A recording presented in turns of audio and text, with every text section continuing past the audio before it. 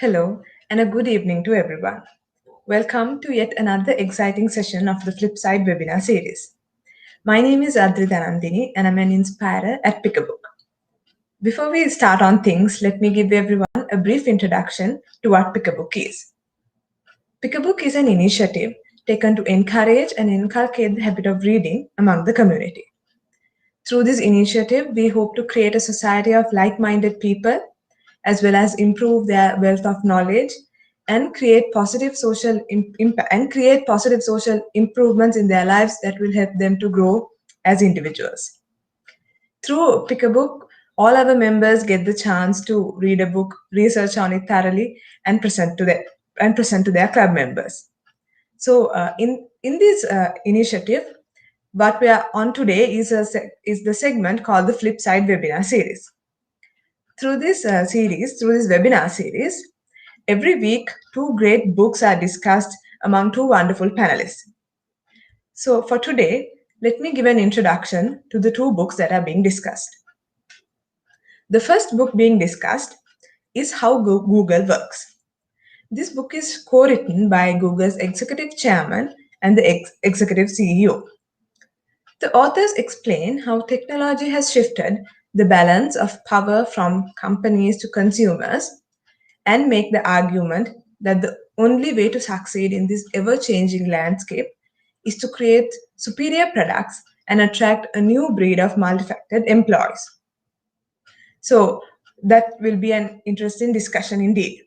Apart from that, the second book that is going to be discussed today is called The Cash Flow Quadrant.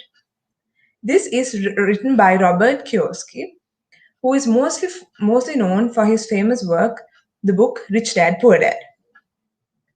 One of the most famous quotes in this book, Cash Flow Quadrant, is, "You will never know true freedom until you achieve financial freedom." Furthermore, this book explains why some people can work less and yet earn more. So, in a nutshell, we are going to be talking about how Google works and the cash flow quadrant based on personal finance. So, the wonderful panel, let me now introduce the wonderful panelists for today.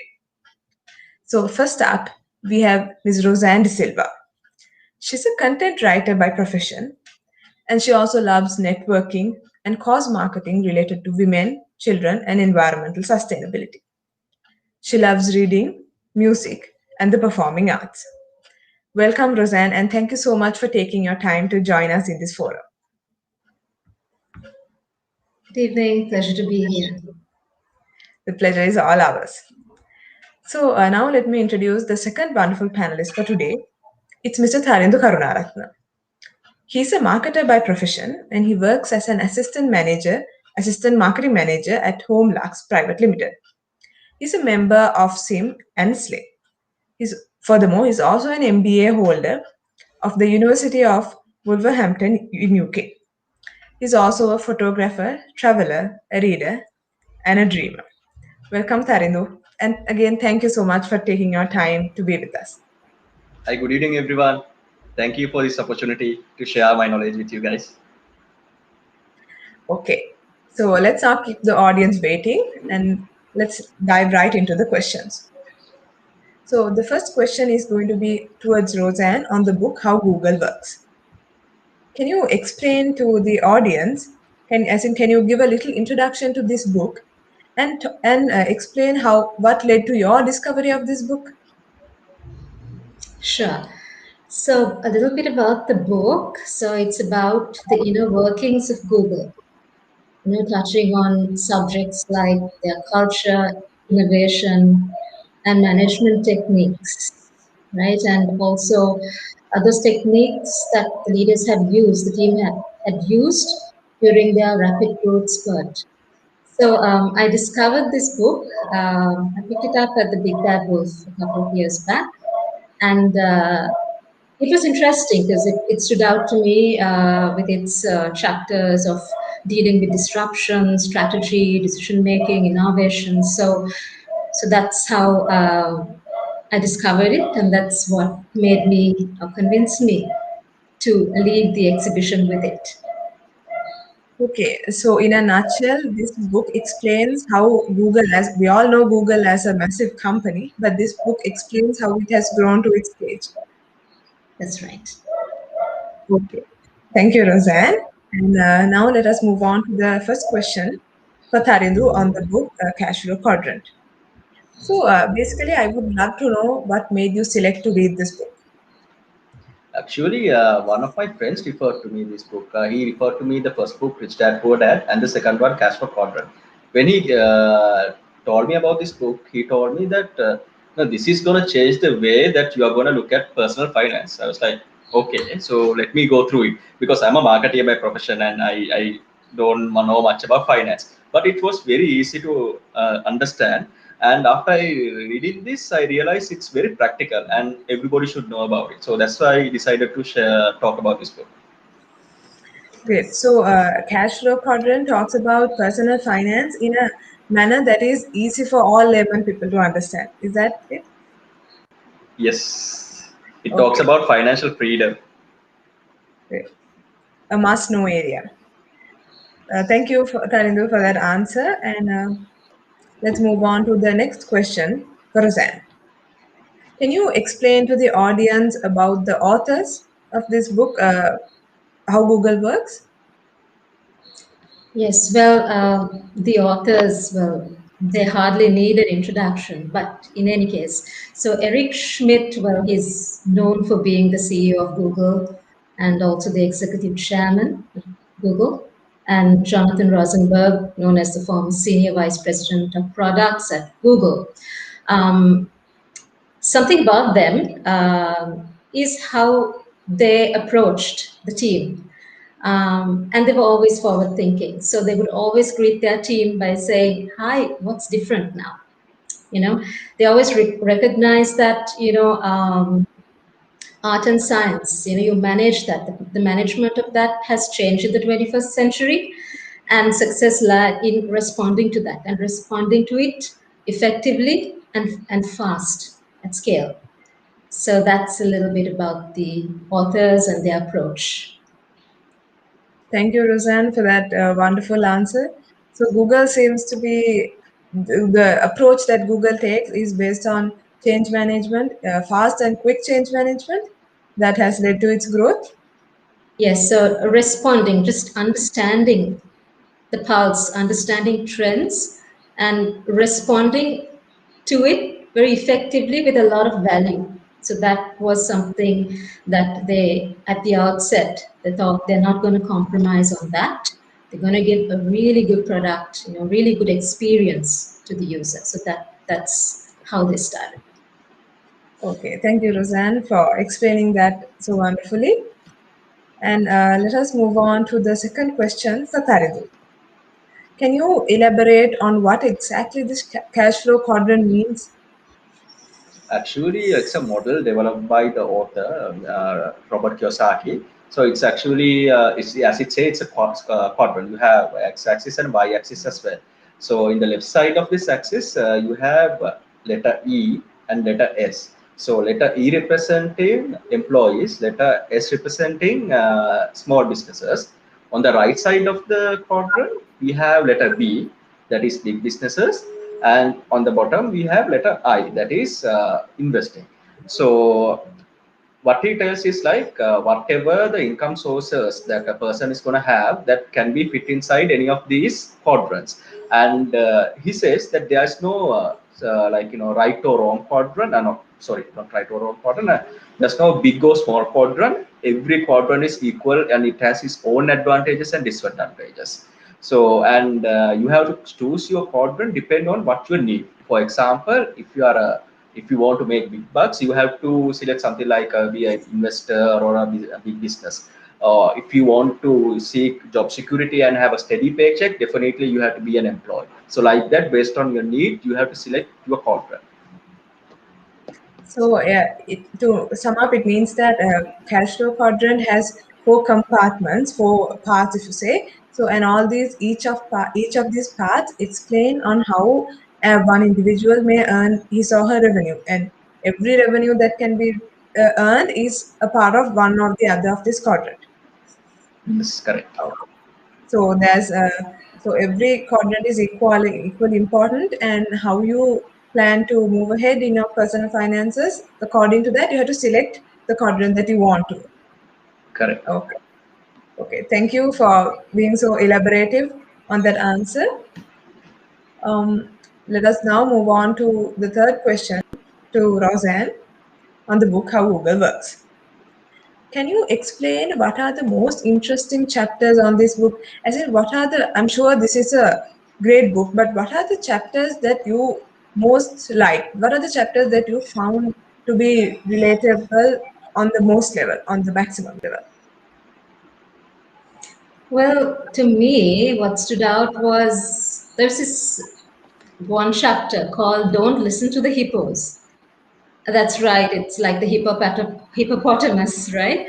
So here it actually means an acronym to say the highest paid person in the company, right? So usually that salary bracket, that level in the org chart tends to have a bit more veto power, it skews in that direction. But at Google, it's not so. So that's discouraged. And instead, like everyone needs to contribute. And they also adopted Jeff Bezos' two pizza rule. So, for instance, say if you need an optimal team size, two pizzas should be enough to feed them. So you can gauge the ideal size of the team that is in the direct purview of the line, the team lead. So that's what it means. And to overwork in a good way. So it's not doing something because you have to do it, but by nature you're passionate, by nature you want to contribute, and you take a lot of pride in that. And that's a culture that's inculcated and encouraged, that they create that. So it's not drudgery, it's just a passion to work, and you're overworked and you want to give your best, and it matters. So that's, you're overworked in a good way. And there is this military term, a Hebrew military term called acharya, which means follow me. So they adopt that. Usually in a battle or in a military term, the person says, or the sergeant or the captain says, charge, right? We see this in movies, charge, and then everyone would like go. But here it's more like follow me. So there is that kind of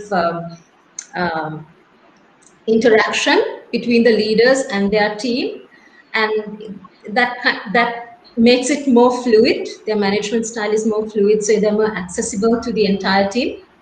And something that's very interesting is their motto of don't be evil. They say don't be evil.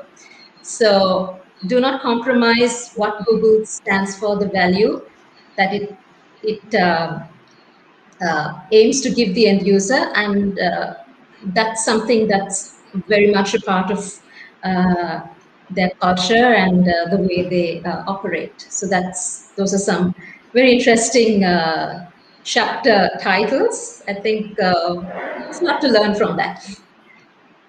Yes, indeed, there's a lot to learn from that. So Google as a company has massive growth.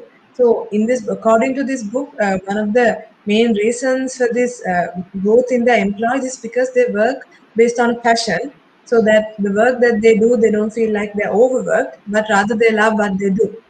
They love what they do, and one key ingredient is they are intentional about getting the right person, the right fit, right? So rather than getting someone and inspiring them, their priority is to find people who are inspired. So that matters, and that's the difference. Great. Again, thank you, Roseanne. That was very nicely put.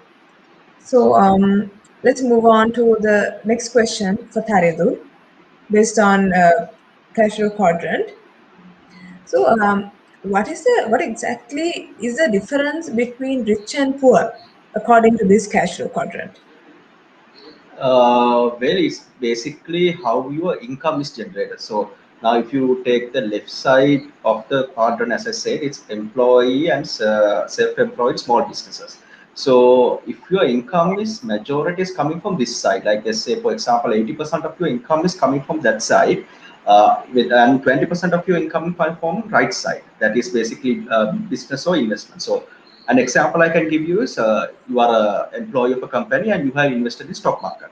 But 80% of your income is coming from your salary, and your investment income is only 20%. So in that case, what the author says is, then you are considered as middle or low income earner. But if your income is coming from the right hand side, that is like from investment, you are getting 70%, and your salary or is only contributing 30% of your income, that means you are on the path to become a rich person. So if you feel like that, now this gives an insight that if you want to be rich, then you need to focus on going to the right side of the quadrant, and and you need to think about going to which way you can go into the right side of the quadrant. So it gives a nice insight in that page. It's different than what we normally learn, but it seems very interesting, and book explains it in detail. It is different to what we normally hear, and a must read, I must say. So in a summary, it means that to improve your income levels, to want to improve your income levels, you have to be more of your income percentage has to be on the right side based on investments rather than the employment part. Correct. Okay. Again, Tharinder, thank you for that wonderful answer. I think that question most is relevant to all of us at the audience. It's I would say a must read on the book. So It is. let us move on. Now let us move on to the next question for Roseanne. Could you elaborate on the key takeaways on this book? What are the points that made you the most glad that you read this book? Well, see, we all need our voice to be heard as humans, right? I mean, whether it's at home or in office or whatever. But one thing I liked about this, and it's a definite takeaway, is input from everyone in the room is important. You may be the engineer, you may be someone assisting, but it's really important, and that input fuels a decision based on learning, right? It's not just anecdotal evidence. You need to have the facts and figures, and everyone's buy-in is very important. But it's okay if it takes a longer time to make a decision, but the right decision has to be made. For example, maybe we are having a recruiting target. We need to recruit, but then that hiring of someone doesn't override the screening to see if that person is the right fit. And all so even in a recruiting process, there'll be a recruiting committee. So typically we are more familiar with having a talent acquisition team or HR doing it, okay, or your direct line manager. But here it's not so. You have a committee, and what they say is, maybe in 1 year's time, say for instance, you hire me in 1 year's time, you may not be my line manager. Maybe in 1 year's time, I might be reporting to Tharindu. But I have to be the right employee for the company to benefit from me. So everyone's input into that recruiting decision, there's a committee there, it's not just HR, but everyone, everyone is important there. So that decision making is done extremely intentionally. So that's one takeaway. And just to reiterate what I said earlier, growth matters more. So it's finding the right people, inspired people. Find people who are passionate about life, about what they want to do and accomplish. So they are bringing that into the culture. So that's very, very important. So it's just a joy to work. So they're fueling that culture. So that's the second. And the third key takeaway is what could be true in the next 5 years. So I would say the word could is very important rather than what will be. Sometimes we might narrow it down. But if you frame it saying what could be important, it opens up our imagination, it opens up, our research skills, observational skills, all of that to prepare for anything. So you project anything in the next 5 years, you know how technology is going, you know how competition is acting, you know how your team is responding, right? And then you work backwards and then you start planning for that. So that's a very powerful approach to staying in the game, I would say. So third takeaway. So, according to how Google works, so the right fit for the employee is crucial, so that they That's don't right. have recruiting the inspired people who are already inspired, so that they all, as you mentioned, that they love to work for that company. So that must be one of the success points of Google. Hiring Exactly. them. So yeah, so for them, just one line. So what they say in the book is, if typically they ask someone a question, so tell us something about yourself. And suppose they ask me, tell me something about yourself. And if I say, I'm really passionate about technology, the chances are that I am really not. Okay. So that's the difference. So they ask the Exactly. right questions. Yeah. Right. And if it's all right, Rosen, can you explain a little about the working backwards concept? Yes. So basically, you project what might be true. Like if we knew we are going to be in this situation today, working from home, right? If we knew that maybe 1 year back, say ideally, or 2 years back, we could have really oriented our teams into technology, working on Zoom, having better Zoom etiquette, or managing our supply relationships, managing maybe our homes, maybe our children, maybe our extended families. So you just project what might be true. What are the market factors? What's going on in the pestle environment? Then uh, you prepare, you pace yourself. It's so you're not caught with too many surprises because you've done your contingency planning. Okay. So the importance of preparation in a Exactly. nutshell. Okay. Thank you, Roseanne. Again, wonderfully put. So let us move on now to the next question for Tharidu on cash flow quadrant. Can you elaborate on how a small business can be turned into a big business? Okay, so I would like to ask a question first in order for me to explain the answer. So the question is, have you ever eaten a burger which is tastier than McDonald's? I'm Sure. asking for my, yeah, okay. Uh, so is that business where you bought that burger, is that place is bigger than McDonald's? No, not really. Okay. So what author explain is like most of the people comes to him because he's a very good investor. Most of the people comes to him with business ideas, with the product ideas. They say their product is amazing. This product is better than that. So all of these people, the author asked this question: can you make something better than McDonald's?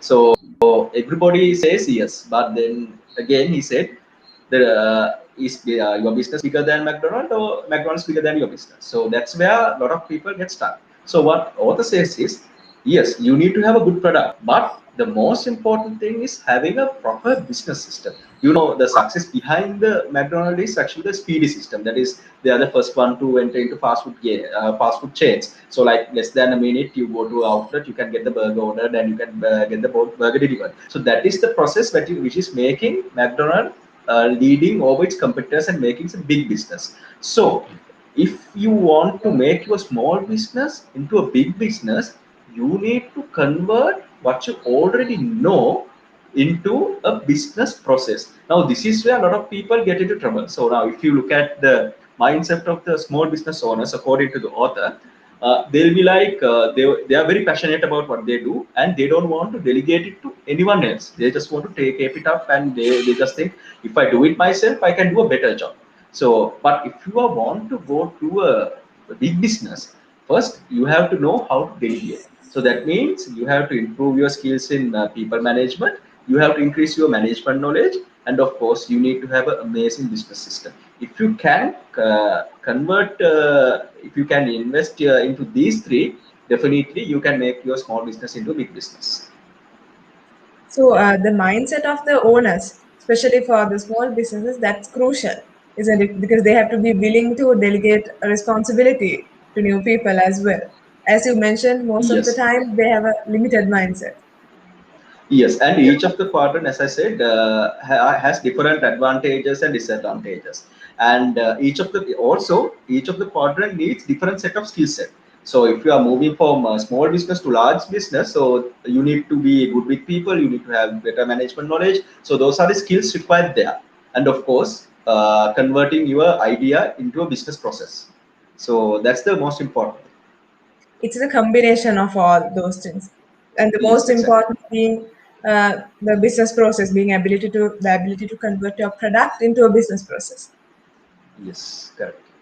Okay, thank you, Tarinder. That was so very thoroughly explained. Now, let us move on to the next question for Roseanne. Can you elaborate on the impact this book, the How Google Works, had on you personally as well as professionally?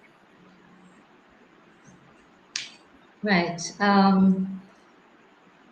Let me just say that it just reframed my thinking quite a bit, because sometimes when you're in a working scenario, I'm sure we can all relate, and you are exposed to high-level decisions, information, and things like that. Ordinarily, we try to not give visibility about it. So we maintain a lot of confidentiality and all of that. But this book has highlighted that, this is the age of information. So for example, at Google, there's a chapter about communication. So they have a culture of sharing. And if they can't share, they need to give justification of why they cannot share. Of course, they will vet it through legal and all of that. There'll be certain things, of course, if you cannot.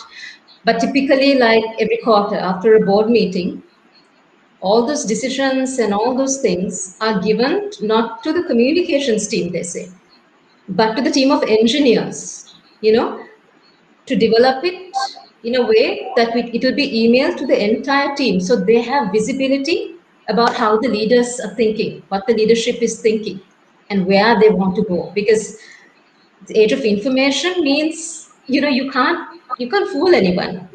It's right there, it's out there. So that culture of being in the know and that information is something, I think, even personally and professionally, you need to reframe on how you think. You're living in a different day and age now, different, corporates also, I'm sure lots of corporates are in the know. But for me personally, that was something, I think, that contributed to a change in my thinking as well, right? And also, it's a humorous thing. Supposing, we get together with our friends, or we have a party, and someone takes pictures, questionable pictures maybe, and put them on Facebook. So, your line manager or your team, they'll say, "Oh my gosh, you weren't going to the doctors. You were actually partying in Hikkaduwa or someplace, right?" So, so the thing is, with mobile, our reach is so much, right? I mean, it's just there, just on our mobile phone. So this is, it's coming closer to us, everything, information, and personally and professionally, it's a powerful resource. So it's information and our two-way communication, in this, content creation, we become part of this process, and there's a lot of power even on the consumer side. So it's different. That's something that certainly that has changed. That the new normal that they birthed. And of course, cloud computing. It has made so many things accessible, right? The democratization of information. All you need is an engineer to put these new factors of production together, right? It's now that cost of that has reduced. So they talk about the hero of this book is the smart creative. So personally and professionally, we can all identify as being a smart creative, because now we have all these resources at at our fingertips, right? So the smart creative is someone who is smart, analytically, has business acumen, is innovative, is into like disruptive thinking, is passionate, is creative, and is a risk taker. So what they talk about is, I think Rosenberg says he's also an MBA, but what he says is he critiques himself. He says, this typical MBA traits, they train you to be risk averse. It's always, that, but here they're disrupting that, risk is good, So it's something really interesting. And so personally and professionally, I think I'm challenged to identify myself as a smart creative. I may not be at Google or an engineer or whatever, but still, you can challenge yourself to becoming one. So that's how it's impacted me personally and professionally. Thank you so very much, Roseanne. That was a great answer. So I think this book is a must read, again, a must read for anyone, because it helps you grow as a person. Like you said, certainly does. Exactly. It just disrupts your thinking. So that's good. Change is a good. new mindset. That's right. Especially more important in this now, as you call it, the new normal that we are living in. A Exactly. growth mindset is of the utmost importance. Yes, true. That's true. Thank you, Roseanne, for that. And now let us move on to the next question for Tharidu. Many people struggle financially. Can you elaborate on why exactly people struggle financially? So basically, it's a simple answer. Is there? Simple answer is like these days we have so much of needs and wants. So if you take me, I'm a very much into mobile phones and the tech pieces and all. So if something new comes, I just try to go and try to get it, try to take it, because I'm so much into that. So it's not must to have that also. But since I want it, I go and get it, and I get stuck in financially. Yeah, I haven't so far. So imagine a situation like that. So like that, this thing happens to a lot of people. Like that's human nature, right? So the general lesson what we learn is like, you should spend on the way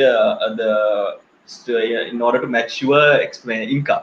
So but Robert Kiyosaki says is like you need to focus on your financial freedom. That means you need to plan out your expenses. You need to plan out your income. So basically, like now you are going to buy a new home, when you are going to buy a new house, make sure that you have some kind of asset that pays for the installment. For example, you can do something part time, or you can actually have you can rent your house, or you can rent a place and get some kind of additional income coming into your personal balance sheet. So he has this personal balance sheet for everyone. One is asset column where you will get money, and one is liability column where you will spend money. So whatever comes to liability, that is, for example, if you are paying like a mortgage or something, that's a liability is getting high. Then again, your expenses are getting high. So whenever you got an income from the income side, it will go as an expense. So in order for you to stop struggling financially, you need to look for financial freedom. So what he says is, it's not only about money is not the life. Basically, he says, but money supports life. So imagine that you are a big investor and you make billions of bucks, and you have time. You just invest, once 1 hour, 2 hour per week, and you just see it generates you money, and you have so much of time on your hand. You can use that time to spend with your family. You can use it to travel around the world, which if I have, I'm going to do that. And you can, start something. You can start a new hobby. So you have freedom. You don't have to work, all the 365 days of the year, and you can focus on things what matters to you most. So that's the answer which Robert Kiyosaki gives. And if you read the book, and the book will explain it in detail, it's like really easy to understand. I think everybody should go through this book and read it and understand this. And if you guys can really, really get what he says, and if you really put this into practice, I'm sure most of us will be able to get away from our debts. Thank you, Tarinder. So, a very important question. I thought everybody struggles financially. Most of us are bound to struggle financially. So, the important part to remember is to have your financial freedom, and like you mentioned, you don't have to work all 365 days of the year. You just have to be smart about the money you spend. Okay. And not only that, even if you want something, go and get it, but make sure you have another source that pays for that expense as well. Having the backup. Okay. So before we conclude, there's a comment from the audience. Modita Attanagoda says that it's a great insight sharing, and he says, let's inspire many to read. So now this is the end of another successfully well done Flipside webinar series, a successful edition of the Flipside webinar series. And I would like to thank our panelists, wonderful panelists for today, Tarindu and Roseanne. Thank you so much for taking your time to join for this initiative. Thank you for all the research you did. Thank you for all the effort you put in to make this a success. This event, the webinar went great, and all the credit goes to you. So thank you so much for taking your time and taking all the effort to make this event a success. Thank you so Thank much. you, Thank Adri. you for Thank giving you. us this opportunity. Also, so there was another comment from the audience. Philip Taha says, "Thank you, Roseanne and Tarindu, for the amazing insights from the book." So before we are going to conclude, I would like to say thank you again for both the panelists, and I would like to mention again about the Pick a Book platform. So, in a nutshell, this is an initiative taken to encourage the habit of reading among the community, and basically through that initiative to inspire change and transform lives. So, towards the end of this session, I would like to again say thank you again to the audience who have been great from the beginning, and again keep joining us for the next week's session. Thank you, and good evening to everyone.